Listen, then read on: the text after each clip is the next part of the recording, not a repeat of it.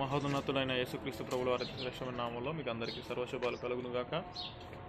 మరి యేసుక్రీస్తు ప్రభు, నా తండ్రి నీ చిత్తమైతే అది ఈ గిన్నె నా యొద్ద నుండి తొలగిపోనిమ్మని ప్రార్థన చేసిన స్థలము గెచ్చమనే స్థలంలోనికి దేవుడు మనల్ని నడిపించాడు. దేవుని యొక్క మహాకృపను బట్టి ఇదిగా ఈ విధంగా ఆయన మోకరించి ప్రార్థించాడు అని చెప్పేసి చూపించడానికి కోసం ఇక్కడ ఒక పటాన్ని మన కోసం భద్రపరిచారు.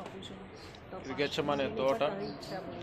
మరి ఇలాంటి ప్రార్థన జీవితాన్ని మనం కూడా కలిగి మరి దేవుని యొక్క రెండవ రాకడ కొరకు మనం సిద్ధపడాల్సిందిగా మరి మనల్ని దేవుడు జ్ఞాపకం చేస్తూ హెచ్చరిస్తూ ఉన్నట్టుగా మనం చూస్తాం.